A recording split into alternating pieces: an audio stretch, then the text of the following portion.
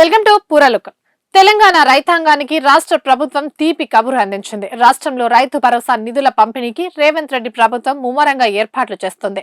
ఆర్థికంగా ఎంతో భారమైనప్పటికీ అన్నదాతలకు పెట్టుబడి సాయం అందించి తీరాలనే పట్టుదలతో సర్కార్ అడుగులు వేస్తోంది.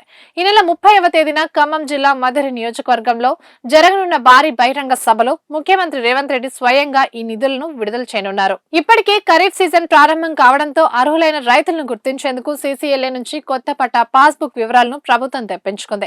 రాష్ట్ర వ్యాప్తంగా మొత్తం 73 లక్షల మంది రైతుల ఖాతాల్లో దాదాపు 9,000 కోట్ల రూపాయలను నేరుగా జమ చేసేందుకు పక్కా ప్రణాళిక సిద్ధం చేసింది. ఒకవేళ నిధుల కొరత ఏర్పడితే మొదట ఎకరం చొప్పున 9 రోజుల్లో లబ్ధిదారులందరికీ పూర్తిగా పంపిణీ చేయాలని వ్యవసాయ శాఖ భావిస్తోంది. అయితే ఈసారి రైతు భరోసా పంపిణీలో ప్రభుత్వం కీలక మార్పులు చేయబోతున్నట్టు తెలుస్తుంది. కేవలం నిజమైన సాగు చేసే రైతులకే ఈ సాయం అందాలనే లక్ష్యంతో కొత్త నిబంధనలు తీసుకురాబోతుంది.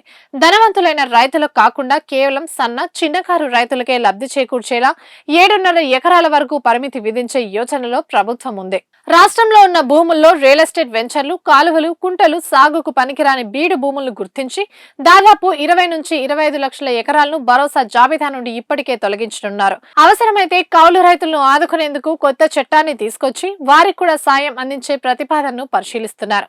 ఇకపై అర్హుల గుర్తింపు కోసం సాంకేతికతకు పెద్దపీట వేయనుంది ప్రభుత్వం. స్విట్జర్లాండ్ కు చెందిన సార్ మ్యాప్ సాయంతో కుదుర్చుకున్న ఒప్పందం ప్రకారం శాటిలైట్ చిత్రాల ఆధారంగా ప్రతి సర్వే నెంబర్లో ఏ పంట వేశారనేది 95% ఖచ్చితత్వంతో లెక్కించారు. ఇక నుండి ఈ శాటిలైట్ సర్వే ఆధారంగానే పెట్టుబడి సాయంతో పాటు ప్రకృతి విపత్తుల నష్ట పరిహారాన్ని కూడా అందించనున్నారు.